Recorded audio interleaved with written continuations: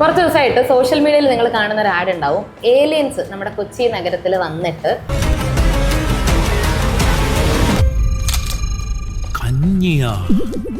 അന്യഗ്രഹ ജീവികളുടെ കഞ്ഞിപ്രേമത്തിന്റെ കാരണം തേടി ശാസ്ത്രലോകം. എങ്ങനെ വരാതിരിക്കും? കട്ട തൈരും പുഴുക്കും ചേർത്ത് ഞെരടി പഴം കഞ്ഞി മേടിക്കണം. ചെമ്മീൻ ചമ്മത്തി കുട്ടി കഞ്ഞിയൊരു പിടിപിടിച്ചാലെന്തല്ല മോളെ. നാസയിൽ നിന്നുള്ള പ്രത്യേക സംഘം ജീവികളുമായി സംവദിക്കാനുള്ള ശ്രമം തുടരുന്നു. Who put Kanji love in your hearts? നെല്ലിക്ക. ആ ആഡിന്റെ പിന്നിലുള്ള ഇതിന്റെ തല വിനയ് കൃഷ്ണൻ. വെൽക്കം. നമസ്കാരം. നമ്മള് മനുഷ്യര് കഞ്ഞി കുടിക്കാൻ എന്നുള്ളതല്ല, ഏലിയൻസ് ഈ ഒരു കഞ്ഞിയോട് അഡിക്റ്റഡ് ആയി എന്നുള്ള ആ ഒരു തീമിലോട്ട് തന്നെ എങ്ങനെയായിരുന്നു എത്തിയത്? കഞ്ഞി എല്ലാവർക്കും ഇഷ്ടമാണല്ലോ. കഞ്ഞി ഇഷ്ടമില്ലാത്തവരാരും ഉണ്ടാവില്ല. അപ്പോൾ അതൊരു ഭയങ്കര ഇൻട്രസ്റ്റിംഗ് ആയിട്ടൊരു സംഭവമാണ്. അപ്പോൾ അതിനകത്തേക്ക് എന്തെങ്കിലും ഒരു ഔട്ട് ഓഫ് ദ ബോക്സ് ഒരു തോട്ട് ബ്ലെൻഡ് ചെയ്ത് കഴിഞ്ഞാൽ ഭയങ്കര രസമായിട്ട് ആൾക്കാർ എൻ്റർടൈൻ ചെയ്യുമെന്ന് എനിക്ക് മനസ്സിലായി. നമുക്ക് ഏലിയൻസിനെ പല രീതിയിൽ പ്രസൻറ്റ് ചെയ്യാം. ഫണ്ണായിട്ട് പ്രസൻറ്റ് ചെയ്യാം, അല്ലെങ്കിൽ നമ്മളൊരു ആങ്സൈറ്റി ഉണ്ടാക്കുന്ന രീതിയിൽ പ്രസൻറ്റ് ചെയ്യാം. ഇപ്പോൾ ഫണ്ണായിട്ടൊക്കെ ഇപ്പം ഏലിയൻസ് വന്ന് നമ്മുടെ തോളത്ത് കയറ്റിട്ട് നടക്കുന്ന പോലെയൊക്കെ ചെയ്ത് കഴിഞ്ഞാൽ അതൊരു ആൾക്കാർ ഫണ്ണായിട്ട് എടുക്കും. ആർമി ഷിപ്പുകളൊക്കെ വരുന്ന വിഷ്വലൊക്കെ ചെയ്തു വെച്ചിരുന്നു. ഭയങ്കര ബിൽഡപ്പ്. വേൾഡ് വൈഡ് കൊച്ചിയിൽ ഈ ന്യൂസ് വരുന്നതും പല കൊറിയയിൽ നിന്നും അവിടെ നിന്നൊക്കെയുള്ള ആൾക്കാരൊക്കെ കൊച്ചിയുടെ ഈ വാർത്തകൾ കാണുന്നതും പിന്നെ നമ്മുടെ അമേരിക്കൻ പ്രസിഡന്റ് ഇവിടെ വിളിക്കുന്നതും അങ്ങനത്തെ കുറേ വിഷയങ്ങളൊക്കെ ഉണ്ടായിരുന്നു. ഈ എയുടെ ഇത് ഈ ടെക്നോളജി ഇങ്ങനെ വളരുന്നതനുസരിച്ച് നിലവിലുള്ള ആർട്ടിസ്റ്റുകളുടെ ചാൻസസ് കുറയുമായിരിക്കുമോ? ഒരു പുതിയ ടെക്നോളജി അല്ലെങ്കിൽ ഇന്നോവേറ്റീവ് ആയിട്ടുള്ള ഒരു ഐഡിയാസ് ഒക്കെ നമ്മുടെ മുമ്പിലേക്ക് വരുമ്പോൾ നമ്മളത് അഡാപ്റ്റ് ചെയ്യുക എന്നുള്ളതാണ് ഏറ്റവും നല്ല മാർഗം. നമ്മൾ അതിൽ നിന്ന് മാറി നിന്ന് കഴിഞ്ഞാൽ ഒരുപക്ഷെ നമ്മുടെ അവസരങ്ങൾ നഷ്ടപ്പെടാൻ സാധ്യതയുണ്ട്. ഞാനിപ്പോൾ വന്നിട്ടുള്ളത് എറണാകുളം കാക്കനാടുള്ള നെല്ലിക്ക റെസ്റ്റോറൻറ്റിൻ്റെ പുതിയ ഔട്ട്ലെറ്റിലാണ്. കുറച്ച് ദിവസമായിട്ട് നിങ്ങൾ സോഷ്യൽ മീഡിയയിൽ കാണുന്നുണ്ടാവും ഒരു AI വെച്ചിട്ടുള്ള ഏലിയൻസ് നമ്മുടെ കൊച്ചി നഗരത്തിൽ വന്നിട്ട് കഞ്ഞി കുടിക്കാൻ വന്നിട്ടുള്ള ഒരു ആഡ്. സോ അത് ഈ റെസ്റ്റോറൻറ്റിൻ്റെ ആഡായിരുന്നു. ആഡ് ചെയ്തിട്ടുള്ള നമ്മുടെ ഡയറക്ടർ വിനയ് കൃഷ്ണനും ഇതിൻ്റെ ഓണർ ഹരിദാസ് ചേട്ടനും ഇവിടെ ഉണ്ട്. നമുക്ക് അവരെ ഒന്ന് പോയി മീറ്റ് ചെയ്യാം അല്ലേ?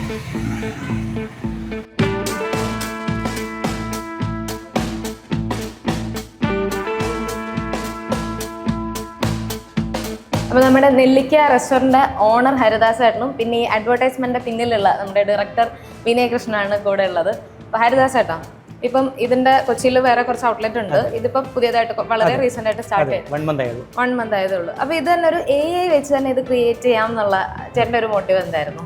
ഞങ്ങൾ ഒരു 6 months മുമ്പ് നമ്മുടെ ഒരു പ്രോഡക്റ്റ് കഞ്ഞി പ്രസൻറ്റ് ചെയ്യുന്ന ഒരു വീഡിയോ AI വഴി വിനയ് ചെയ്തിരുന്നു. അപ്പോൾ അന്ന് തന്നെ വിനയ് ഒരു തോട്ട് പറഞ്ഞാണ് നമുക്ക് എന്തെങ്കിലും ഒരു ഡിഫറെൻ്റ് ആയിട്ട് എന്തെങ്കിലും ചെയ്യാം. അപ്പോൾ അങ്ങനെയാണ് ഏലിയൻസും ലോക്ക്ഡൗണും കഞ്ഞി കുടിക്കാനായിട്ട് ഏലിയൻസ് അന്യഗ്രഹത്തിൽ നിന്ന് ഇതിൻ്റെ പെരുമാറിഞ്ഞ് അവർ വന്നു എന്നുള്ളൊരു കോൺസെപ്റ്റ് ഡെവലപ്പ് ചെയ്ത് വിനയാണ് അങ്ങനെ തോട്ട് പറഞ്ഞത്. അപ്പോൾ ഒരു 6 months പറഞ്ഞത്, പക്ഷേ ഈ ടൈം എടുത്തിട്ടായാലും കുറച്ച് നല്ല ചെയ്യുമ്പോൾ നല്ല ഗ്രാൻഡായിട്ട്. അപ്പോൾ ഇത് ഇതിൻ്റെ ഒരു ഫൈനൽ ഔട്ട് കണ്ടല്ലോ, അത് കണ്ടു കഴിഞ്ഞപ്പോൾ എന്താ തോന്നിയത്?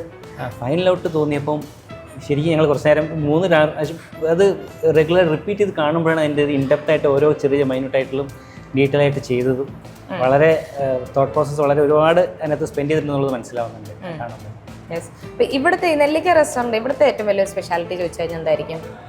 ഇവിടെ നമുക്ക് കഞ്ഞിയാണ് കുറച്ചുകൂടെ ഒരു AC ഡൈനിങ് ആണ്. ഞങ്ങളുടെ ബാക്കിയുള്ള ഔട്ട്ലെറ്റുകൾ ഡിഫറെൻ്റ് ആയിട്ടുള്ളത് ഇതാണ്. അപ്പം കഞ്ഞിക്ക് വേണ്ടി മാത്രമാണ് ഞങ്ങളുടെ റെസ്റ്റോറൻറ്റ്. പലതരം കഞ്ഞി, അത് വൈകുന്നേരം മുതൽ രാവിലെ സ്റ്റാർട്ടിങ് മുതൽ രാത്രി ക്ലോസ് ചെയ്യുന്ന സമയം രാത്രി 11 മണി വരെയും കഞ്ഞിയാണ്. ഇതാണ് ഞങ്ങളുടെ സ്പെഷ്യാലിറ്റി. ഓക്കെ, അടിപൊളി. അപ്പം വിനയ് ചേട്ടാ, നമുക്കൊന്ന് ഇരുന്ന് സംസാരിക്കാം. അപ്പോൾ ചേട്ടാ, ഒരുപാട് സന്തോഷം കണ്ടതിൽ. ഇവിടെ കഞ്ഞി കുടിക്കാൻ ഇനി ആഗ്രഹിക്കുന്നവർ മറക്കണ്ട, നെല്ലിക്ക പല സ്ഥലത്തുണ്ട്. പുതിയതായിട്ട് തുടങ്ങിയ ഔട്ട്ലെറ്റ് ഇവിടെ കാക്കനാട് അല്ലേ? അപ്പോൾ ഒരുപാട് സന്തോഷം ചേട്ടാ. Thank you. കുറച്ച് ദിവസമായിട്ട് സോഷ്യൽ മീഡിയയിൽ നിങ്ങൾ കാണുന്ന ഒരു ആഡ് ഉണ്ടാവും. ഏലിയൻസ് നമ്മുടെ കൊച്ചി നഗരത്തിൽ വന്നിട്ട് ഇവരൊരു കഞ്ഞി കുടിക്കാൻ പോകുന്നതിൻ്റെ ഒരു ആഡ് ഇല്ലേ? ആ ആഡിൻ്റെ പിന്നിലുള്ള ഇതിൻ്റെ തല ആണ് നമ്മുടെ കൂടെ ഉള്ളത് വിനയ് കൃഷ്ണൻ. വെൽക്കം. നമസ്കാരം. ഇപ്പോൾ പറഞ്ഞു ഏലിയൻസ് കൊച്ചിയിൽ വന്നു. അത് ഏലിയൻസ് നമ്മുടെ നാട്ടിൽ ലാൻഡ് ചെയ്തു എന്നുള്ളതല്ല, കൊച്ചിയിൽ നിന്ന് സ്പെസിഫൈ ചെയ്ത് പറഞ്ഞു അത് നെല്ലിക്ക എന്ന് പറയുന്ന റെസ്റ്റോറൻറ്റിൽ കഞ്ഞി കുടിക്കാനായിട്ട് വന്നു എന്നുള്ളതുണ്ട്. അപ്പം ആ ഒരു പ്ലോട്ട് തന്നെ ഉണ്ട്. നോർമലി ഒരു ആഡ് വരുന്നു, ഒരു കഞ്ഞിക്കടയുടെ ആഡ് എങ്ങനെ ചെയ്യണം എന്നുള്ള രീതിയിൽ ഏത് രീതിയിൽ വേണേലും നമുക്ക് ചിന്തിക്കാം. അവിടെ എങ്ങനെയായിരുന്നു? ലൈക്ക് നമ്മൾ മനുഷ്യർ കഞ്ഞി കുടിക്കാൻ എന്നുള്ളതല്ല, ഏലിയൻസ് ഈ ഒരു കഞ്ഞിയോട് അഡിക്റ്റഡ് ആയി എന്നുള്ള ആ ഒരു തീമിലോട്ട് തന്നെ എങ്ങനെയായിരുന്നു എത്തിയത്? അതായത് പിന്നെ ഇതിൻ്റെ ഓണർ ഹരിദാസ് ചേട്ടൻ എൻ്റെ ഒരു സുഹൃത്താണ്. അപ്പോൾ ഞങ്ങളൊരു മീറ്റിങ്ങിൽ വെച്ചിട്ട് കണ്ടപ്പോൾ ഹരിദാസ് ചേട്ടൻ വന്നിട്ട് ചോദിച്ചു, വിനയ് നമുക്ക് നെല്ലിക്കയ്ക്ക് വേണ്ടിയിട്ട് എന്തെങ്കിലും എയിൽ ചെയ്തു തരാമെന്ന് ചോദിച്ചു. അപ്പോൾ കഞ്ഞി എല്ലാവർക്കും ഇഷ്ടമാണല്ലോ, കഞ്ഞി ഇഷ്ടമില്ലാത്തവരാരും ഉണ്ടാവില്ല. അപ്പോൾ അതൊരു ഭയങ്കര ഇൻട്രസ്റ്റിംഗ് ആയിട്ടൊരു സംഭവമാണ്. അപ്പോൾ അതിനകത്തേക്ക് എന്തെങ്കിലും ഒരു ഔട്ട് ഓഫ് ദ ബോക്സ് ഒരു തോട്ട് ബ്ലെൻഡ് ചെയ്ത് കഴിഞ്ഞാൽ ഭയങ്കര രസമായിട്ട് ആൾക്കാർ എൻ്റർടൈൻ ചെയ്യുമെന്ന് എനിക്ക് മനസ്സിലായി. അപ്പോൾ ഞാൻ പറഞ്ഞു, ചേട്ടാ നമുക്കിങ്ങനെ ഏലിയൻസ് കഞ്ഞി കുടിക്കാൻ വന്നാൽ ഇങ്ങനെ ഉണ്ടാവും, അപ്പോൾ അത് രസമുള്ള പരിപാടിയായിരിക്കും, നന്നായിട്ട് ചെയ്ത് കഴിഞ്ഞാൽ ആൾക്കാർ ചിലപ്പോൾ ശ്രദ്ധിക്കാൻ സാധ്യതയുണ്ടെന്നുള്ളത് പറഞ്ഞു. അപ്പോൾ ഹരിദാസ് ചേട്ടൻ പറഞ്ഞു, ഓക്കെ നമുക്കത് ചെയ്യാമെന്ന് പറഞ്ഞു. അങ്ങനെയാണ് ഞാൻ ഈ ഐഡിയയിലേക്ക് വരുന്നത്. അപ്പോൾ ഞാൻ ആലോചിച്ചപ്പോൾ ഏലിയൻസിനെ വെച്ചിട്ട് ഇതിന് മുമ്പും മലയാളത്തിലും പരസ്യങ്ങളൊക്കെ വന്നിട്ടുണ്ട്. പക്ഷേ അപ്പോൾ ഞാൻ ചിന്തിച്ചപ്പോൾ നമുക്ക് ഏലിയൻസിനെ പല രീതിയിൽ പ്രസൻറ്റ് ചെയ്യാം. ഫണ്ണായിട്ട് പ്രസൻറ്റ് ചെയ്യാം, അല്ലെങ്കിൽ നമ്മളൊരു ആങ്സൈറ്റി ഉണ്ടാക്കുന്ന രീതിയിൽ പ്രസൻറ്റ് ചെയ്യാം. ഇപ്പോൾ ഫണ്ണായിട്ടൊക്കെ ഇപ്പം ഏലിയൻസ് വന്ന് നമ്മുടെ തോളത്ത് കയറ്റിട്ട് നടക്കുന്ന പോലെയൊക്കെ ചെയ്ത് കഴിഞ്ഞാൽ അതൊരു ആൾക്കാർ ഫണ്ണായിട്ട് എടുക്കും. അപ്പോൾ ഞാൻ കരുതി എങ്ങനെയെങ്കിലും ഡിഫറെൻ്റ് ആയിട്ടൊരു സംഭവം പ്രസൻറ്റ് ചെയ്യാൻ നോക്കിയപ്പോൾ ഒരു ന്യൂസ് റിപ്പോർട്ടിങ്ങിൻ്റെ ഒരു സ്റ്റൈൽ പിടിക്കാമെന്ന് വെച്ചു. അപ്പോൾ അതിൻ്റെ തുടക്കത്തിൽ തന്നെ പറയുന്നത് കൊച്ചി നഗരത്തിൻ്റെ ആകാശത്ത് ഏലിയൻസിൻ്റെ സാന്നിധ്യം എന്ന് പറഞ്ഞാൽ കുറച്ച് റിയലിസ്റ്റിക് ആയിട്ടുള്ള വിഷ്വലൊക്കെ കണ്ടപ്പോഴത്തേക്കും ആൾക്കാർക്ക് പെട്ടെന്ന് ഇതൊരു റിയൽ ആണോ അല്ലെങ്കിൽ ഇതാണോ എന്നുള്ളൊരു കൺഫ്യൂഷൻ അടുപ്പിക്കുന്ന രീതിയിലാണ് അതിൻ്റെ ഒരു സ്റ്റാർട്ടിങ് വരുന്നത്. അപ്പോൾ അതിൽ തന്നെ ഒരു ഇൻട്രസ്റ്റിംഗ് ആയിട്ടുള്ള തുടക്കമാണ്. പിന്നീട് അങ്ങോട്ട് ആ ന്യൂസ് റിപ്പോർട്ടിങ്ങിൻ്റെ ഒരു സ്റ്റൈല് പിടിച്ചുകൊണ്ട് കുറച്ച് ആങ്സൈറ്റി ഉണ്ടാക്കുന്നൊരു ഫസ്റ്റ് ഹാഫ് അങ്ങനെയാണ്. ഒരു മാക്സിമം ആൾക്കാരെ ക്യൂരിയോസിറ്റി ഉണ്ടാക്കുന്ന രീതിയിലാണ് അതിൻ്റെ സംഭവം പോയിട്ടുള്ളത്. പിന്നീട് അങ്ങോട്ട് അതിൻ്റെ ഒരു സെക്കൻഡ് ഹാഫാണ് നമ്മൾ പ്രോപ്പറായിട്ട് കഞ്ഞിക്കഥയിലേക്ക് വരുന്നത്. അങ്ങനെയാണ് കഞ്ഞി വെച്ചിട്ടുള്ള ഏലിയൻ ആഡ് വന്നത്. അതെ അതെ അതെ. ഇപ്പൊ ഈ AI വെച്ചിട്ടുള്ള ആ ഒരു ഫുൾ പ്രോസസ്സ് ഉണ്ടല്ലോ, AI ടൂൾസും ഇത് ക്രിയേറ്റ് ചെയ്യുന്നതും, ആ ഒരു ഫുൾ പ്രോസസ്സ് ഒന്ന് പറയാമോ? ഇതിൽ മെയിനായിട്ട് യൂസ് ചെയ്തിരിക്കുന്നത് ഇമേജ്, നമ്മൾ ആദ്യം ചെയ്യുന്നത് ഇമേജ് ജനറേഷനാണ്. അത് കഴിഞ്ഞിട്ടാണ് നമ്മളതൊരു വീഡിയോ ആയിട്ട് കൺവേർട്ട് ചെയ്യുന്നത്. അപ്പോൾ ഇമേജ് ജനറേറ്റ് ചെയ്യാൻ മെയിനായിട്ട് ഉപയോഗിച്ചിരിക്കുന്നത് മിഡ്ജേണി എന്ന് പറയുന്ന ഒരു AI ടൂളാണ്. പിന്നെ അതിനകത്ത് VO3 ഉപയോഗിച്ചിട്ടുണ്ട്. പിന്നെ ഫ്രീ പിക്കിലുള്ള ക്ലിങ് പോലുള്ള പല വീഡിയോ ജനറേഷൻ ചെയ്യുന്ന AI ടൂൾസൊക്കെ ഉപയോഗിച്ചിട്ടുണ്ട്. അപ്പോൾ ഇത്രയും ടൂളുകളാണ് മെയിനായിട്ട് അതിനകത്ത് ഉപയോഗിച്ചിട്ടുള്ളത്. ഏകദേശം എത്ര ടൈം എടുക്കും ഇത് ഇമേജ് ക്രിയേറ്റ് ചെയ്ത് അത് വീഡിയോയിലായിട്ട് കൺവേർട്ട് ചെയ്ത്? ടൈം എത്രത്തോളം എടുക്കും? ഇപ്പോൾ നെല്ലിക്കയുടെ കാര്യത്തിൽ ഞാൻ അറൗണ്ട് ഒരു 2-3 ആഴ്ച പണിയെടുത്തിട്ടുണ്ട്. അപ്പോൾ അത്രയും സമയം വേണമെന്ന് വെച്ച് കഴിഞ്ഞാൽ ചിലപ്പോൾ വേണ്ടായിരിക്കും. പക്ഷെ ഞാൻ തുടങ്ങിയതേ ഉള്ളൂ. അപ്പോൾ ഞാൻ ആദ്യം ജനറേറ്റ് ചെയ്ത വീഡിയോസും ഇമേജസ് ഒക്കെ പിന്നീട് ഒരാഴ്ച കഴിയുമ്പോൾ എനിക്ക് തന്നെ ഒരു മടുപ്പ് തോന്നിയിട്ട് ഞാൻ മാറ്റിയിട്ട് വീണ്ടും ജനറേറ്റ് ചെയ്തിട്ട് അങ്ങനെ ഒരു അപ്ഡേറ്റ് ചെയ്ത് പോയിട്ടാണ് ഇപ്പം കാണുന്ന ഒരു ഔട്ട്പുട്ടിലേക്ക് വന്നത്. എനിക്ക് തോന്നുന്നത് മെയിനായിട്ട് ഇതിൻ്റെ ഒരു സ്ക്രിപ്റ്റിങ്ങിലാണ് അതിൻ്റെ കാര്യം ഇരിക്കുന്നതെന്നാണ് എനിക്ക് തോന്നിയിട്ടുള്ളത്. ഒരു ഇൻട്രസ്റ്റിംഗ് ആയിട്ടുള്ള സ്ക്രിപ്റ്റ് ഉണ്ടെങ്കിൽ നമുക്ക് ആൾക്കാരെ മാക്സിമം എൻഗേജ് ചെയ്യിപ്പിക്കുന്ന അല്ലെ എൻ്റർടൈൻ ചെയ്യിപ്പിക്കുന്ന വീഡിയോ കണ്ടൻറ്റ്സ് ഉണ്ടാക്കാൻ പറ്റും. അപ്പോൾ ഇപ്പോൾ നെല്ലിക്കയുടെ കാര്യത്തിൽ ഞാൻ ആദ്യം ആലോചിച്ചപ്പോൾ പല രീതിയിൽ അതിൻ്റെ വിഷ്വൽ സാധ്യതകൾ ആലോചിച്ചിരുന്നു. ഇപ്പോൾ ഏലിയൻസ് ഇവിടെ വരുന്നു, അപ്പോൾ അതിനെ ഭയങ്കര റിയലിസ്റ്റിക് ആയിട്ട് അവതരിപ്പിക്കുന്നു. അപ്പോൾ റിയാലിറ്റിയിൽ ഇപ്പോൾ കൊച്ചി നഗരത്തിലൊരു ഏലിയൻ സാന്നിധ്യം കണ്ടു കഴിഞ്ഞാൽ എങ്ങനെ ആൾക്കാർ ബിഹേവ് ചെയ്യും, അല്ലെങ്കിൽ ഒരു ഗവൺമെൻറ് എങ്ങനെ അതിനെ എടുക്കും എന്നുള്ളത്. അപ്പോൾ നമുക്ക് ലോക്ക്ഡൗൺ ഒക്കെ നമുക്കറിയാം. അപ്പോൾ ഞാൻ പെട്ടെന്ന് അങ്ങനെ ചിന്തിച്ചു, ഓക്കെ ശരിക്കും വന്നു കഴിഞ്ഞാൽ എന്ത് സംഭവിക്കും? ചിലപ്പോൾ ഇവിടെ ആർമി വരുമായിരിക്കും. അപ്പോൾ ഇതിൻ്റെ ആദ്യം സ്ക്രിപ്റ്റ് എഴുതിയ രീതിക്ക് വെച്ച് നോക്കിക്കഴിഞ്ഞാൽ ഇവിടെ പിന്നെ ഇപ്പോൾ എന്താ പറയുക, ഇപ്പോൾ അമേരിക്കൻ പ്രസിഡന്റ് ഇന്ത്യൻ പ്രധാനമന്ത്രിയൊക്കെ വിളിക്കുന്നു. അങ്ങനെ ഒരു വേൾഡ് വൈഡ് കൊച്ചി ശ്രദ്ധാകേന്ദ്രമാവുന്ന രീതിയിലേക്കാണ് ആദ്യം എഴുതി വെച്ചത്. ഇപ്പോൾ അറബിക്കടലിൽ നിന്ന് പിന്നെ ഇന്ത്യയുടെ വാർഷിപ്പുകൾ വരുന്നു, പിന്നെ എയർഫോഴ്സ് വരുന്നു. അപ്പോൾ അങ്ങനെയൊക്കെ രീതിയിലൊക്കെ ആലോചിച്ചു. അപ്പോൾ ഞാനിത് എൻ്റെ ഒരു ഫസ്റ്റ് ഹാഫ് വരെ അങ്ങനെ ഒരു ഭയങ്കര ബിൽഡപ്പിലാണ് എഴുതി വെച്ചതും കുറേ വീഡിയോസ് ജനറേറ്റ് ചെയ്തത്. അപ്പോൾ ഇതിൻ്റെ സെക്കൻഡ് ഹാഫ് എന്ന് പറയുന്നത് ഒരു കഞ്ഞി കഥയിലേക്ക് പോകണമല്ലോ, ഒരു നല്ലൊരു ബിൽഡപ്പ് ക്രിയേറ്റ് ചെയ്ത് വെച്ചു. പിന്നെ ഇത് കഞ്ഞിക്കഥയിലേക്ക് പോകുമ്പോൾ എങ്ങനെ കഞ്ഞിക്കുതിയന്മാരെ ഇങ്ങനെ ഒരു കൊതിപ്പിക്കുന്ന ഒരു വിഷ്വലിലേക്ക് പോകാമെന്നുള്ളൊരു സംഭവം ആലോചിച്ചപ്പോൾ ഞാൻ അവിടെ കുറച്ച് സ്റ്റക്കായി. അങ്ങനെ ഞാൻ എൻ്റെ സുഹൃത്ത് ജനിത് കാച്ചപ്പിള്ളയെ വിളിക്കുകയാണ്. അപ്പോൾ ജനിത് ഓൾറെഡി മറിയുമെന്ന് വിളക്കുതി എന്ന് പറയുന്ന സിനിമയൊക്കെ ഡയറക്റ്റ് ചെയ്തിട്ടുള്ള ആളാണ്. ആള് ഫുഡ് റിലേറ്റഡ് എഴുത്തിനൊക്കെ ഭയങ്കര മിടുക്കനാണ്. അപ്പോൾ ജനിതയോട് സംസാരിച്ചപ്പോൾ ജനിത് പറഞ്ഞു, പിന്നെ നമുക്ക് അത്രയും ഒരു ബിൽഡപ്പ് വേണ്ട, ഇതൊരു കഞ്ഞിക്കഥയാണല്ലോ, അപ്പോൾ നമുക്ക് ഒരു ചെറിയ ബിൽഡപ്പ് വെക്കാം, അതിനുശേഷം നമുക്ക് ഈ കഞ്ഞിക്കുതിയന്മാരെ കഞ്ഞിപ്രിയരായിട്ടുള്ള ആൾക്കാരെയൊക്കെ ഒന്ന് തൊട്ട് തലോടി പോകുന്ന രീതിയിലുള്ള ഒരു കഞ്ഞിക്കഥയിലേക്ക് അതിൻ്റെ ഒരു ലാളിത്യം കൊണ്ടുവരാമെന്ന് പറഞ്ഞു. അങ്ങനെയാണ് പിന്നെ കുറേ ചെയ്തു വെച്ച കുറേ വിഷ്വലുകളൊക്കെ മാറ്റിയിട്ട് അത് ഞാൻ കുറേ ഒഴിവാക്കി. കുറേ ആർമി ഷിപ്പുകളൊക്കെ വരുന്ന വിഷ്വലൊക്കെ ചെയ്തു വെച്ചിരുന്നു. ഭയങ്കര ബിൽഡപ്പ് വേൾഡ് വൈഡ് കൊച്ചിയിൽ ഈ ന്യൂസ് വരുന്നതും പല കൊറിയയിൽ നിന്നും അവിടെ നിന്നൊക്കെയുള്ള ആൾക്കാരൊക്കെ കൊച്ചിയുടെ ഈ വാർത്തകൾ കാണുന്നതും പിന്നെ നമ്മുടെ അമേരിക്കൻ പ്രസിഡന്റ് ഇവിടെ വിളിക്കുന്നതും അങ്ങനത്തെ കുറേ വിഷയങ്ങളൊക്കെ ഉണ്ടായിരുന്നു. പിന്നെ എനിക്ക് തോന്നുന്നു ഇതൊരു കഞ്ഞിക്കഥയാണല്ലോ, അപ്പോൾ നമുക്ക് അതിനൊരു ലാളിത്യം വേണം. ഭയങ്കര ബിൽഡപ്പ് ചെയ്തിട്ട് പിന്നെ അതിൽ കാര്യമില്ലെന്ന് തോന്നി. അങ്ങനെ ആണ് ഇപ്പോൾ നാസിന്ന് 10 പേര് അടങ്ങുന്ന ഒരു സംഖ്യ ഇവിടെ വരുന്നു. അങ്ങനെയൊക്കെയുള്ളൊരു ആ ഒരു ചെറിയ ബിൽഡപ്പിൽ അത് ഒതുക്കി നിർത്തി. പിന്നെ അതിൻ്റെ ഒരു സെക്കൻഡ് ഹാഫ് എഴുതിയത് ജനിത്താണ്. അപ്പോൾ ആ ഒരു കഞ്ഞി റിലേറ്റഡ് എഴുത്തൊക്കെ വന്നത് ജനത്തിൻ്റെ ഭാഗമാണ്. അങ്ങനെയാണ് അതൊരു ഇന്ന് കാണുന്ന രീതിയിലുള്ളൊരു കഞ്ഞിപ്പരസ്യമായിട്ട് മാറിയത്. ഇപ്പൊ ഒരു 8-9 വർഷത്തോളമായില്ലേ ഈ ഒരു ആഡ് ഫിലിം മേക്കിംഗ് എന്ന് പറഞ്ഞ ഈ ഒരു ഏരിയയിൽ നിൽക്കുന്നു. അപ്പൊ അവിടെ നിന്ന് ഇത്രയും നാള് വന്ന ഒരു രീതി ഉണ്ടായിരുന്നു. ഒരു സ്ക്രിപ്റ്റ് ചെയ്യുന്നു, ആർട്ടിസ്റ്റിനെ വെച്ച് ഷൂട്ട് ചെയ്യുന്നു, അതിന്റെ പോസ്റ്റ് പ്രൊഡക്ഷൻ. അവിടുന്ന് AI മാറിയപ്പോഴത്തേക്കിനും പ്രോസസ്സിൽ വന്നൊരു വ്യത്യാസം ഉണ്ടല്ലോ, അതെങ്ങനെയായിരിക്കും ആസ് എ ഫിലിം മേക്കർ പറയാൻ പറ്റുക? അതായത് എനിക്ക് എയുടെ സാധ്യതകൾ എന്ന് പറയുന്നത് ഭയങ്കര അനന്തമായിട്ടുള്ളൊരു സാധ്യതകളാണെന്ന് എനിക്ക് തോന്നിയിട്ടുള്ളത്. ഉറപ്പായിട്ടും അതിന് ലിമിറ്റേഷൻസ് ഉണ്ട്. ഇപ്പം നമ്മളിപ്പോൾ ഒരു ഹ്യൂമൻ ഇമോഷനൊക്കെ നമുക്ക് എത്രത്തോളം ഇപ്പോൾ എക്ക് തരാൻ പറ്റുന്നുണ്ടെന്ന് വെച്ച് കഴിഞ്ഞാൽ അത് അത്ര ആയിട്ടില്ല. പക്ഷേ എനിക്ക് തോന്നുന്നത് വളരെ കോസ്റ്റ് എഫക്റ്റീവായിട്ട് ഔട്ട് ഓഫ് ദ ബോക്സ് തോട്ടുകളൊക്കെ നമുക്ക് ജനറേറ്റ് ചെയ്യാൻ പറ്റുന്നൊരു സംഭവങ്ങളിപ്പോൾ എയിനകത്തുണ്ട്. നമുക്കിപ്പോൾ ഒരു ഭയങ്കര എക്സ്പെൻസീവ് ആയിട്ടുള്ള ചില ഷോട്ടുകൾ, ചില സീനുകളൊക്കെ നമുക്ക് എയിൽ ഭയങ്കര കോസ്റ്റ് എഫക്റ്റീവായിട്ട് ചെയ്യാൻ പറ്റും.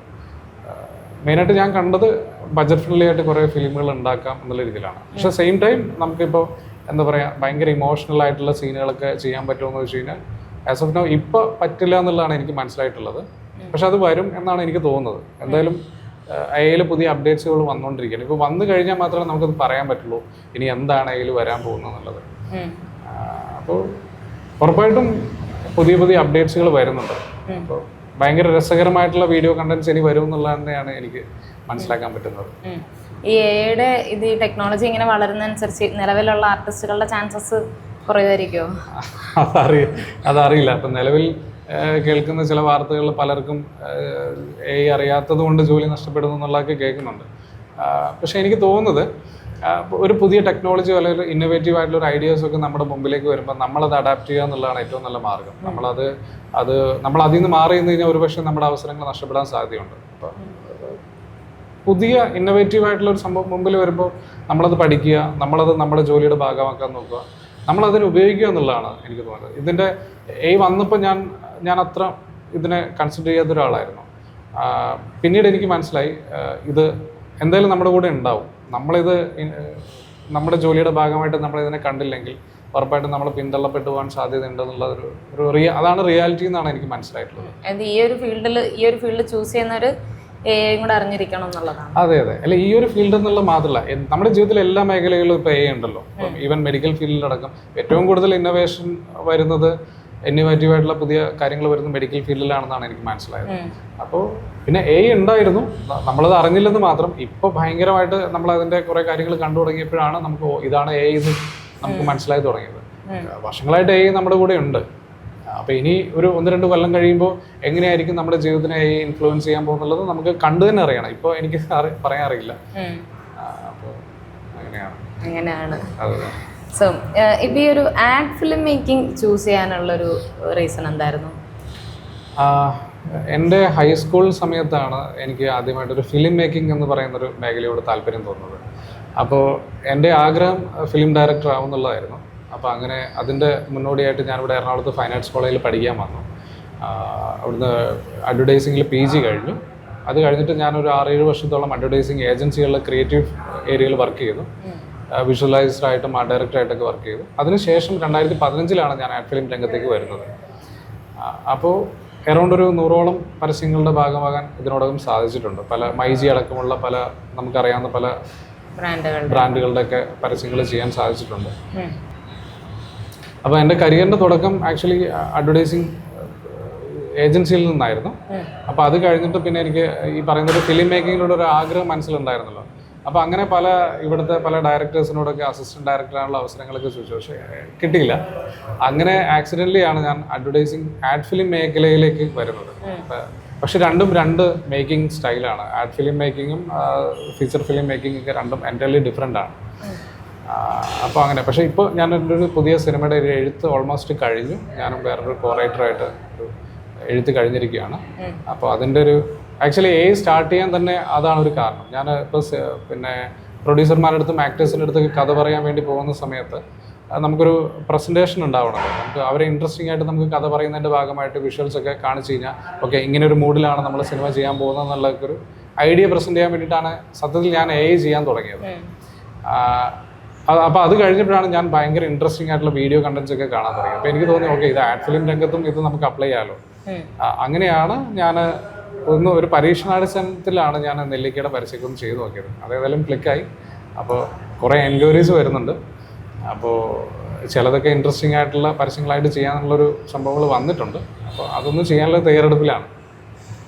ഈ സിനിമാമോഹമാണ് തുടങ്ങിയെന്ന് പറഞ്ഞല്ലോ. അപ്പം സിനിമയുടെ ഇപ്പം നമ്മളൊരു സിനിമ നമ്മുടേതായിട്ടുള്ള രീതിയിൽ ഒരു കഥ ആലോചിക്കും, അതിന് ഇത്ര വലിയൊരു ഡ്യൂറേഷൻ ഉണ്ടാകും. ആഡിലേക്ക് വരുമ്പോഴത്തേക്കിന് ഒരു 1 മിനിറ്റ് 2 മിനിറ്റ് അത്രയും മിനിറ്റ്സിൽ ഷോർട്ട് ആക്കണമല്ലോ.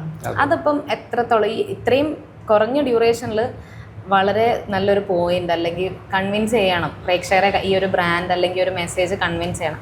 ആ കുറഞ്ഞ ഡ്യൂറേഷനിൽ ഈ പ്രേക്ഷകരെ കൺവിൻസ് ചെയ്യാന്ന് പറയുന്നത് എത്രത്തോളം ചാലഞ്ചിങ് ആയിരിക്കും? നല്ല ചലഞ്ചിങ് ആയിട്ടുള്ള ജോബാണ് ആഡ് ഫിലിം മേക്കിംഗ് എന്ന് പറയുന്നത്.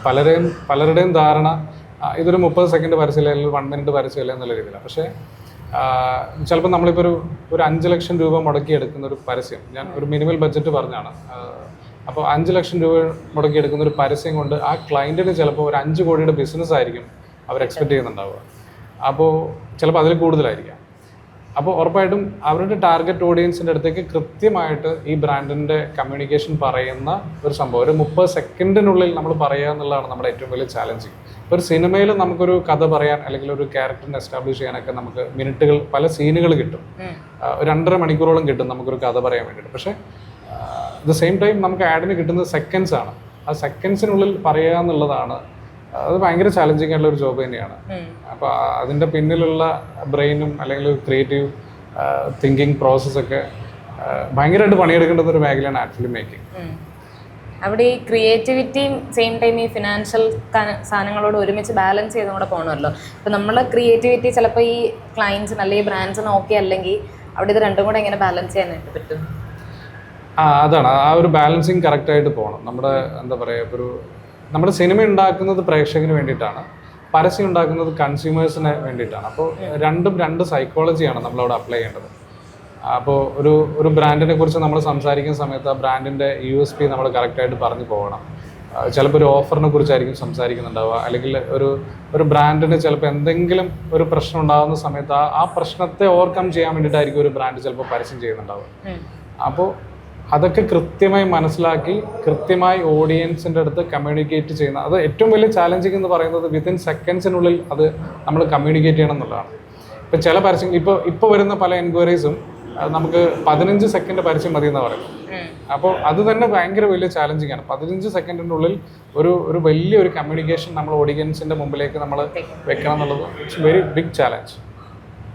ഓക്കെ, ഫസ്റ്റ് ചെയ്ത വർക്ക് ചെയ്തായിരുന്നു ആഡ്? ഞാൻ ആദ്യം ചെയ്തത് ഒരു കോർപ്പറേറ്റ് വീഡിയോ ആണ്. ഒരു തൃശ്ശൂരുള്ള ഒരു ഹോസ്പിറ്റലിന് വേണ്ടിയിട്ടുള്ളൊരു കോർപ്പറേറ്റ് വീഡിയോ ആണ് ചെയ്തത്. അത് കഴിഞ്ഞിട്ട് പിന്നെ ചാവറ മാട്രിമോണിയുടെ പരസ്യമാണ് ഞാൻ ആദ്യം ഇൻഡിപെൻഡൻ്റ് ആയിട്ട് ഞാൻ ഡയറക്റ്റ് ചെയ്യുന്നത്. അതെ, അതാണ് എൻ്റെ ആദ്യത്തെ പ്രൊജക്റ്റ്. അത് കഴിഞ്ഞിട്ട് പിന്നെ കുറേ വർക്കുകൾ കഴിഞ്ഞു. അപ്പോൾ ഇനി ഈ ആഡ് നോക്കിക്കഴിയുമ്പോൾ പല ജോണർ നമുക്ക് അങ്ങനെ എടുത്ത് പറയാനായിട്ട് പറ്റില്ല, പക്ഷെ പല രീതിയിലുള്ളതായിരിക്കും. സിനിമ വരുമ്പോഴത്തേക്ക് ഏത് ജോണറായിരിക്കും ചൂസ് ചെയ്യാൻ പറ്റുക അല്ലെങ്കിൽ ചെയ്യാൻ താല്പര്യമുള്ളത്? അതെ, എനിക്ക് ഏറ്റവും ഇഷ്ടമുള്ള ഒരു ഏരിയ എന്ന് പറയുന്നത് ത്രില്ലർ സിനിമകളൊക്കെയാണ്. ഇപ്പോൾ ഞാനും എൻ്റെ റൈറ്റർ പ്രണീഷ് പ്രഭാകരനായിട്ട് നമ്മളിപ്പോൾ എഴുതി വച്ചിരിക്കുന്നത് ഒരു ത്രില്ലർ പ്ലസ് ഒരു കോമഡി ഒരു പരിപാടിയാണ്. അങ്ങനത്തെ ഒരു ജോണറാണ് ഇപ്പോൾ എഴുതി വെച്ചിട്ടുള്ളത്. അപ്പോൾ അതിൻ്റെ പ്രൊഡ്യൂസർ മീറ്റിങ്ങും ആക്ടേഴ്സിനെ മീറ്റ് ചെയ്യാനുള്ള പരിപാടികളൊക്കെ നടന്നുകൊണ്ടിരിക്കുന്നു. ഏറ്റവും ഇഷ്ടം ത്രില്ലറാണ്, പിന്നെ ഫൺ പരിപാടികളും ഇഷ്ടമാണ്. അടുത്ത ഇനി ഒരു ക്ലയൻറ്റ് വരുമ്പോഴേ AI വെച്ചിട്ടുള്ളത് തന്നെ പിച്ച് ചെയ്യുമായിരിക്കും? എനിക്കിപ്പോൾ ഇത് നെല്ലിക്ക കണ്ടിട്ട് എന്നെ കുറേ പേര് വിളിച്ചിരുന്നു AI ചെയ്യണം എന്നുള്ള രീതിയിൽ. അപ്പോൾ ചിലത് നമുക്ക് AI ചെയ്യാം, ചിലത് AI ചെയ്യാൻ പറ്റില്ല. ഉറപ്പായിട്ടും ഞാൻ ഏറ്റവും ഇഷ്ടപ്പെടുന്നത് ഷൂട്ട് ചെയ്യാൻ തന്നെയാണ്. കാരണം നമുക്ക് ഭയങ്കര രസകരമായിട്ട് ചെയ്യാൻ പറ്റുന്ന ഒരു ഏരിയ ഇപ്പോഴും ഷൂട്ട് ചെയ്യുന്ന റിയലിസ്റ്റിക് വിഷ്വൽ അതൊക്കെ തന്നെയാണ്.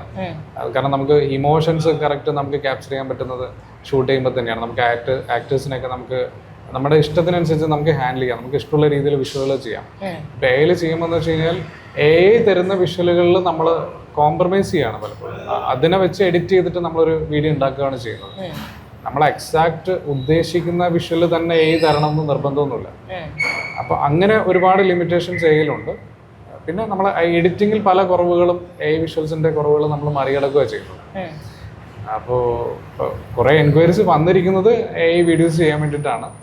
അപ്പോൾ അങ്ങനെ അത് ചിലത് ചെയ്യാൻ പറ്റില്ല നമുക്ക്, ചില ഔട്ട് ഓഫ് ദ ബോക്സ് തോട്ടുകളൊക്കെ നമുക്ക് ഭയങ്കര രസകരമായിട്ട് ചെയ്യാനും പറ്റും. അപ്പോൾ അങ്ങനെ ഡിപ്പെൻസ് അല്ലേ? ഡിപ്പെൻസ്, അതെ ഡിപ്പെൻസ്. ഇത് ശരിക്കും നമുക്ക് ഒരു സ്ക്രിപ്റ്റിനെ ബേസ് ചെയ്തിരിക്കും നമുക്ക് എയിൽ ചെയ്യണോ അല്ലെങ്കിൽ ഷൂട്ട് ചെയ്യണോ എന്നുള്ളതൊക്കെ ആയിട്ട്. ചിലത് ഉറപ്പായിട്ടും നമുക്ക് ഷൂട്ട് തന്നെ ചെയ്യേണ്ടി വരും. ഇപ്പം ഈ സിനിമാ മോഹത്തിന് ഈ അഡ്വർടൈസ്മെന്റ് അപ്പം ഒരുപാട് ഹെൽപ്പ് ചെയ്തിട്ടുണ്ടോ? അഡ്വർടൈസ്മെന്റ് മേക്കിംഗ് പ്രോസസ്സ് ഇല്ലേ, അതിന് നമുക്ക് shooting, pre production, production, post production, അതൊക്കെ സിനിമയിലും ഈ സെയിം പ്രോസസ്സ് തന്നെ അപ്ലൈ ചെയ്യാനായിട്ട് പറ്റുമോ? പറ്റും. ഇപ്പോൾ രണ്ടിനും പ്രീ പ്രൊഡക്ഷൻ ഉണ്ടല്ലോ. നമ്മളിപ്പോൾ ഒരു സിനിമയുടെ ഒരു വലിയൊരു പരിപാടിയായിരിക്കും. നമ്മൾ പരസ്യത്തിൻ്റെ വരുമ്പോൾ നമ്മളൊരു 30 സെക്കൻഡ് വേണ്ടിയിട്ട് ഇപ്പോൾ രണ്ടിൻ്റെയും മേക്കിംഗ് സ്റ്റൈലിൽ ഡിഫറൻസ് വരുന്നത് വെച്ച് കഴിഞ്ഞാൽ നമ്മൾ പലപ്പോഴും ആഡ് ഫിലിമിന് നമ്മളൊരു കറക്റ്റ് സ്റ്റോറി ബോർഡ് ബേസ്ഡ് ആയിട്ടുള്ള ഷോട്ടുകളൊക്കെ ആയിരിക്കാം. ഒരു സീനെ നമ്മൾ ഇത്ര ഷോട്ടുകളായിട്ട് ഡിവൈഡ് ചെയ്തിട്ട് ചിലപ്പോൾ ആ ഷോട്ടുകൾ മാത്രമായിരിക്കാം നമ്മൾ ചെയ്യുന്നത്. സിനിമയിൽ വരുമ്പോൾ ചിലപ്പോൾ നമുക്ക് ലൊക്കേഷനിലുള്ള ചില അപ്പം തോന്നുന്ന ചില ഐഡിയാസ് ഒക്കെ നമ്മൾ ഷൂട്ട് ചെയ്യുള്ളൂ. സിനിമയിൽ അങ്ങനെയാണല്ലോ. പരസ്യത്തിൽ പക്ഷേ നമ്മൾ കറക്റ്റ് പ്ലാൻ, ഇന്ന ഷോട്ട്, ഒരു മിഡ് ഷോട്ട് ആണെങ്കിൽ മിഡ് ഷോട്ട്, അല്ലെങ്കിൽ ക്ലോസ് ആണെങ്കിൽ ക്ലോസ്, അങ്ങനെ മാത്രമേ എടുക്കുള്ളൂ. കാരണം പരസ്യം എപ്പോഴും ഒരു ദിവസത്തെ ഷൂട്ടായിരിക്കും. അപ്പോൾ അങ്ങനെയുള്ള കുറേ ഡിഫറൻസ് ഉണ്ട് പരസ്യവും സിനിമയായിട്ട്.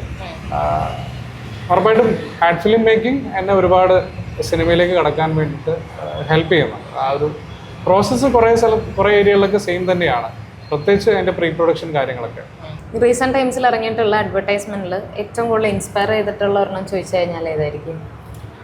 അങ്ങനെ ചോദിച്ചു കഴിഞ്ഞാൽ കുറേ പരസ്യങ്ങൾ ഇഷ്ടമാണ്. എന്നാലും ഞാനൊരു ഇതായിട്ട് പറയുകയാണെങ്കിൽ എനിക്ക് പ്രകാശ് വർമ്മ ചെയ്ത പരസ്യങ്ങൾ ഭയങ്കര ഇഷ്ടമാണ്. അപ്പോൾ റീസെൻ്റ്ലി അദ്ദേഹം വിൻസ്മേരയുടെ ഒരു പരസ്യം ചെയ്തിരുന്നു. പക്ഷേ എനിക്ക് അതിനേക്കാൾ കൂടുതൽ അദ്ദേഹം ഇതിനു മുമ്പ് പല ബ്രാൻഡുകൾക്ക് ഇപ്പോൾ ഹച്ചിന് വേണ്ടിയിട്ടൊക്കെ ആ പട്ടിക്കുട്ടിയുടെ ഒക്കെ ഒരു പരസ്യങ്ങൾ ചെയ്തിട്ടില്ല. അങ്ങനെ കുറേ രസകരമായിട്ടുള്ള പരസ്യങ്ങൾ പുള്ളി ചെയ്തിട്ടുണ്ട് നിർമ്മാണ ഫിലിംസിന് വേണ്ടിയിട്ട്. അപ്പോൾ അദ്ദേഹത്തിൻ്റെ പരസ്യങ്ങൾ ഞാൻ ഭയങ്കരമായിട്ട് റെഫറൻസ് എടുക്കാറുണ്ട്, ശ്രദ്ധിക്കാറുണ്ട്. പിന്നെ വിനിൽ മാത്യു, അങ്ങനെ മലയാളികളായിട്ടുള്ള ഒരുപാട് നല്ല ആഡ് ഫിലിം മേക്കേഴ്സ് ഉണ്ട്. അപ്പോൾ അവരുടെയൊക്കെ പരസ്യങ്ങൾ എനിക്ക് ഭയങ്കര ഇഷ്ടമാണ്. നമ്മൾ പലപ്പോഴും നമ്മളെ റെഫറൻസിന് വേണ്ടിയിട്ടൊക്കെ നമ്മൾ അവരുടെ പരസ്യങ്ങൾ കാണാറുണ്ട്. ഇപ്പം ഈ പ്രകാശ് വർമ്മയുടെ പറഞ്ഞതുകൊണ്ട് തന്നെ ചോദിക്കുന്നതാണ്, ഈ പ്രകാശ് വർമ്മ എന്ന് പറയുന്ന ഇതിന് ഇൻഡസ്ട്രിയിൽ നിൽക്കുന്ന ഒരുപാട് പേർക്ക് അദ്ദേഹത്തിന് അറിയെങ്കിലും പ്രേക്ഷകർക്ക് ആളെ ഫെമിലിയർ ആയി തുടങ്ങിയത് സിനിമ തുടരും എന്ന സിനിമ ഇറങ്ങിയതിനു ശേഷം. അതിന് ശേഷമാണ് ഇതെല്ലാം ഇദ്ദേഹം ചെയ്ത ആഡായിരുന്നു എന്ന് പറഞ്ഞിട്ട് പ്രേക്ഷകർ അപ്പോഴാണ് എല്ലാവരും അത് റിയലൈസ് ചെയ്യാൻ അറിയുന്നത്. അപ്പം as an ad film maker ഈ ആഡ് ചെയ്യുന്ന ആൾക്കാർ, അതിൻ്റെ ഡയറക്ടേഴ്സ് അല്ലെ ക്രിയേറ്റീവ് ടീമിലുള്ളവർ പ്രേക്ഷകരുടെ അടുത്തേക്ക് വരുമ്പം അവർ ആൾക്കാരിലേക്ക് എത്തുന്നില്ല എന്ന് തോന്നുന്നുണ്ടോ? അതായത് സിനിമയ്ക്ക് കിട്ടുന്നത്, ഇപ്പോൾ സിനിമ ഡയറക്ടർ ആ ക്രിയേറ്റീവ് ടീമിനെ ഒരുമാതിരിപ്പെട്ട എല്ലാ പ്രേക്ഷകർക്കും അറിയാം. പക്ഷെ ആഡിലേക്ക് വരുമ്പോൾ സാധാരണ പ്രേക്ഷകർക്ക് അതിന്റെ ബെസ്റ്റ് എക്സാമ്പിൾ ആണ് പ്രകാശ് വർമ്മ. കാരണം അദ്ദേഹം ഇന്ത്യയിലെ one of the leading ad film മേക്കറാണ്. പക്ഷെ അദ്ദേഹത്തിന് ഇപ്പോഴാണ് മലയാളികൾ അറിഞ്ഞു തുടങ്ങിയത്. അതായത് തുടരും സിനിമയിലെ വില്ലൻ കഥാപാത്രം ചെയ്തതോടുകൂടിയാണ്, ജോർജ് സാറിന്റെ കഥാപാത്രത്തിലൂടെയാണ്. അപ്പോഴാണ് ഇദ്ദേഹമാണ് ഈ ഇത്രയും ഹിറ്റുകളായിട്ടുള്ള കുറേ പരസ്യങ്ങൾ ചെയ്തിട്ടുള്ള ആളാണെന്നൊക്കെ തിരിച്ചറിഞ്ഞു തുടങ്ങിയത്. അത് ഒരിക്കലും ഒരു സിനിമയുടെ പിന്നണിയിൽ നിൽക്കുന്ന ആൾക്കാർക്ക് കിട്ടുന്ന ഒരു പ്രശസ്തിയോ ഒന്നും പരസ്യത്തിൻ്റെ പിന്നണിയിൽ നിൽക്കുന്ന ആൾക്കാർക്ക് കിട്ടാറില്ല എന്നുള്ളതൊരു യാഥാർത്ഥ്യമാണ്. അത് കറക്റ്റാണ്, അത് അങ്ങനെയാണ്. അല്ല, അങ്ങനെ ആഗ്രഹിക്കുന്നുണ്ട്. ഇപ്പം വിനയ് ചേട്ടൻ്റെ എന്തെങ്കിലും ആഡ് കണ്ടിട്ട് ഒരാൾ വന്നിട്ട് ഈ ആഡ് ചെയ്ത ആളല്ലേ എന്ന് പറഞ്ഞ് പ്രശംസ, നമ്മളെല്ലാവരും പ്രശംസ ആഗ്രഹിക്കുന്നവരാണ്. അങ്ങനെ കിട്ടിയിട്ടുണ്ടോ ശരിക്കും? അങ്ങനെ എനിക്ക് സത്യത്തിൽ ഇപ്പം നെല്ലിക്കയുടെ പരസ്യം കണ്ടിട്ട് എന്നെ ഒരുപാട് പേര് വിളിക്കുകയും നമ്പർ തപ്പി പിടിച്ചിട്ടൊക്കെ പേഴ്സണലി മെസ്സേജ് അയക്കുകയൊക്കെ ചെയ്യുന്നുണ്ട്. അപ്പം അങ്ങനെ ഒരു എക്സ്പീരിയൻസ് എനിക്കിപ്പോൾ പറയാനാണെങ്കിൽ ഉണ്ടാകുന്നത് നെല്ലിക്കയുടെ ഇത് കണ്ടിട്ടാണ്. ഇതിനു മുമ്പും പരസ്യങ്ങളൊക്കെ എന്നെ പേഴ്സണലി അറിയാവുന്ന ആൾക്കാരൊക്കെ ചില ആഡുകളൊക്കെ കണ്ടിട്ട് അത് കൊള്ളാം, നന്നായിട്ടുണ്ടെന്നൊക്കെ പറഞ്ഞിട്ടുണ്ട്. പക്ഷേ ഇപ്പോഴാണ് എനിക്ക് ഒരു എന്നെ അറിയാത്ത ആൾക്കാർ തന്നെ നമ്പറൊക്കെ തേടി പിടിച്ചിട്ടൊക്കെ വിളിക്കുന്ന ഒരു സാഹചര്യം ഉണ്ടായിട്ടുള്ളത്. ഓക്കെ, അപ്പം പ്രേക്ഷകരോട് പറഞ്ഞല്ലോ, നമ്മളിപ്പോൾ ഇരിക്കുന്നത് നെല്ലിക്ക പുതിയ ഔട്ട്ലെറ്റിലാണ്, കാക്കനാട് തുടങ്ങിയിട്ടുള്ള പുതിയ ഔട്ട്ലെറ്റിലാണ്. ഇവിടുത്തെ സ്പെഷ്യൽസ് ഒന്ന് പറഞ്ഞു കൊടുക്കുമോ ഓഡിയൻസ്? ഇവിടുത്തെ സ്പെഷ്യൽ എന്ന് പറയുന്നത് നെല്ലിക്ക സ്പെഷ്യൽ കഞ്ഞിയുണ്ട്, പിന്നെ മില്ലറ്റ് കഞ്ഞിയുണ്ട്, തൈര് കഞ്ഞിയുണ്ട്, പിന്നെ ഇവിടെ പഴങ്കഞ്ഞിയുണ്ട്, പിന്നെ ഭയങ്കര നല്ല ടേസ്റ്റി ആയിട്ടുള്ള മീൻ വറുത്തത് പല, ഇപ്പോൾ എന്താ പറയുക, അയില, ചാള വറുത്തതും, പിന്നെ അങ്ങനെ കുറച്ച് പ്രീമിയം കാറ്റഗറിയിലുള്ള മീനുകളൊക്കെ ഉണ്ട്. പിന്നെ എന്താ പറയുക, ബീഫും ഒക്കെ, ബീഫ് വറുത്തതും ബീഫ് ഫ്രൈ, അങ്ങനെ നല്ല സൈഡ് ഡിഷസ് ഒക്കെ ഉള്ള കുറേ ഓപ്ഷൻസ് ഇവിടെ ഉണ്ട്. അപ്പോൾ ഉറപ്പായിട്ടും വന്ന് കഴിക്കേണ്ടുന്ന ഒരു തവണയെങ്കിലും എക്സ്പ്ലോർ ചെയ്യേണ്ട ഒരു സ്ഥലമാണ് നെല്ലിക്ക. നല്ല ആംബിയൻസ് കൊണ്ടും ഭയങ്കര രസമുണ്ട്. നമുക്ക് ഓഡിയൻസിനെ കാണിക്കാം അതെല്ലാം. അപ്പൊ കേട്ടിട്ട് തന്നെ കൊതിയാവുന്നുണ്ട് കഞ്ഞിയൊക്കെ. കഞ്ഞി പ്രേമികൾക്ക് പറ്റിയ സ്ഥലം കൂടെ ആയിരിക്കും. ഓക്കെ, അപ്പം ഇനി വരുന്ന വർക്ക്, ഇപ്പോൾ സിനിമ ഓൾറെഡി ഓൺ ആവുന്നു എന്നുള്ളത് പറഞ്ഞു, വർക്ക് നടക്കുന്നു. അഡ്വർടൈസ്മെന്റ് നോക്കിക്കഴിഞ്ഞാൽ ഇനി ഏതായിരിക്കും ഇനി വരാൻ പോകുന്ന വർക്കൊക്കെ? അടുത്ത് ചെയ്യാൻ പോകുന്ന ഒരു പരസ്യം ഒരു എള്ളെണ്ണ ബ്രാൻഡിന്റെ പരസ്യമാണ്. ഒരു ചെന്നൈ ബേസ്ഡ് ആയിട്ടുള്ള ഒരു ബ്രാൻഡിന്റെ ആഡാണ് ചെയ്യാൻ പോകുന്നത്. അത് ഷൂട്ട് ചെയ്യുന്നതാണ്, AI അല്ല. ഓക്കെ, അപ്പോൾ ഇനിയും AI ബേസ് ചെയ്തിട്ടുള്ള ആഡുകളും സിനിമകളും അല്ലാതെ തന്നെ ആർട്ടിസ്റ്റിനെ വെച്ചിട്ടുള്ളതും എല്ലാം പ്രേക്ഷകർ എന്ന നിലയിൽ കാണാൻ വേണ്ടി ഇനി വെയിറ്റിംഗ് ആണ്. ഒരുപാട് നല്ല നല്ല വർക്കുകൾ ഇനി വരട്ടെ എന്ന് തന്നെ ആശംസിക്കുന്നു. കുറേ ടൈം സ്പെൻഡ് ചെയ്യാൻ പറ്റി, ഒരുപാട് സന്തോഷം. Thank you so much. Thank you so much. പിന്നെ കാണാം. Okay, thank you very much.